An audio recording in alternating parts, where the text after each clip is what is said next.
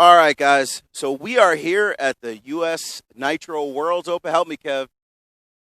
Worlds Nitro Cup, US Worlds Nitro Cup. As you can see in the big thing behind me, because I can't read, we're here with Alberto Picco, who flew in all the way from Italy. I'm sure you recognize his face because I think I did an interview with you in Germany. Yeah, and in Hockenheim last year, and then we visited the factory in Italy, and we have a bunch of pictures on that. So, Alberto, tell me, where did you qualify today? How was your performance today? Today I qualified third, and it has been a little hard to go faster today for me because my clutch was set too hard, so I get a kind of slippery acceleration. I lost acceleration, and that's because we try a spare engine for the finals, and we took this chance, to set properly. And I was not enough fast, but I am happy because I'm third, and I believe that's what I deserve, and I'm fine. So when he said he wasn't fast enough, what that really means is he's probably about maybe a tenth off of the pace. These guys are doing about 70, 75 miles an hour going down the back straight on this straightaway. So, when he says he's not fast enough, that means he's 74 and a half versus 75 miles an hour, right? Yeah, of course. We are talking about only a small gap, clear. It's not big gap because we are all quite fast. We have Daniele, we have Morganti, and DJ, and other very fast riders. So it's tough, it's not so easy. It isn't easy at all. Let me tell you, A-scales have always amazed me at the speed and precision of A-scales. So let's talk a little bit about your visit. Is this the first time you visited Kissimmee? Yeah, that's the first time. And let's say I'm really impressed about the facilities, which is a really nice track. A little bit like European style. The only big difference is the board, which are not used. But as a layout and size of the track, it's quite similar. So it's, let's say, I like very much. Just have to be confident with the board, and, which is risky. So for traveling drivers coming from, let's say, Japan or, maybe South America or somewhere in Europe, coming over to race at the Kissimmee events, it's not really all that difficult for them to get used to driving here. Not really. Again, the only, for the setting, not so difficult, and to learn the track is not so difficult. What is missing, let's say, is to take really the risk to drive close to the board, which we are not used. Because when we do a mistake, it's just going on the grass, touch a curve. Here, when you do a small mistake, means you end your race. That's right. So that separates the men from the boys. Those boards, you have to have courage when you're driving next to those boards. Yeah, correct. So I like always to drive a little bit, let's say, far. But clearly, if you are too far, you are not fast. But my feeling, I cannot go too narrow. It's not in my style, and it's stronger than me, than what I can do, So I always drive on the safe side, Well, that makes sense because it's a finishing game. So not only do you have to qualify well here, you also have to finish because, if you drive really hard and you get close to the boards and you tear off a tire or trunk a tire, well, that's going to put you out, right? Yeah. So tell me, as far as the pit facilities and things like that, you've been to a lot of tracks all over the world. Again, we bumped into each other at a couple of tracks in Europe.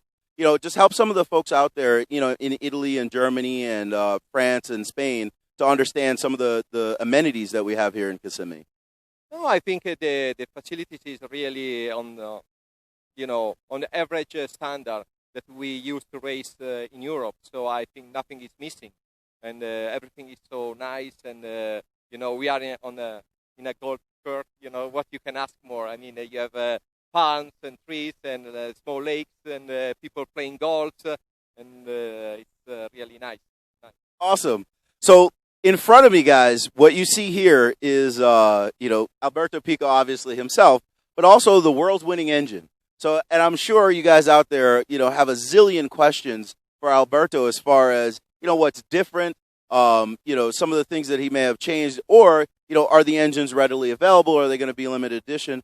So we'll jump into a little bit of technical talk about the new 2014, I'm going to say Edo Modified X, the new 21 Worlds engine that you guys produced. Yeah, right. As you said, it's a limited engine, and it's already available. It's on the market, and according to the feedback we had from our Japanese team drivers, we modified a little bit to suit to Japanese circuit, which is, I believe, not so different than here. So we modified a little bit the inlet porting, a little bit the carburetor, which we went to aluminum body.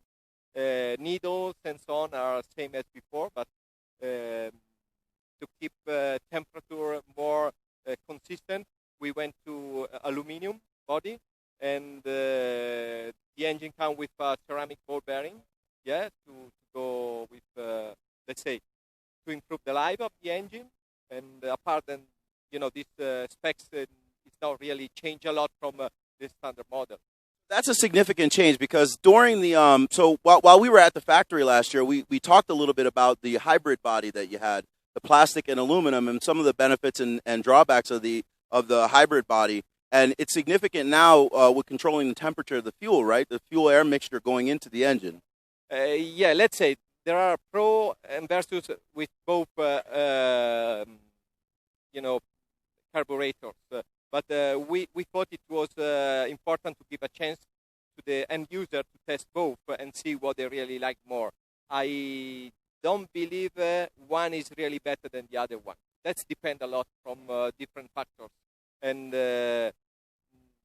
let's say my opinion and my brother's opinion, it has been to give the chance to test mass market, not only for just few team drivers, but to open and give the chance. And I believe that in a few months we have the feedback, and so we can understand really what's the best for the average driver.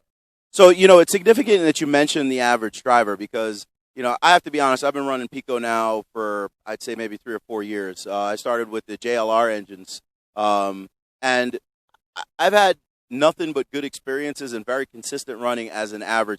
Actually, some would say below average driver for my fans and not so much fans out there. But, they've been very easy to take care of. I haven't really had to do much to them. And, I guess here in the States, we spend a lot of time focusing on engines. So, I really appreciate the fact that the engines that you have are very approachable for your average person. Yeah, that's the goal of our factory, produce an engine which is easy to use. Of course, it's not, let's say, it's a difficult product. It's the engine, it's not so easy to understand. And so for us, it's a hard work, to offer an engine which is really friendly use. That's what we are focusing a lot, So, again, I think the product is on the good standard right now. Yeah.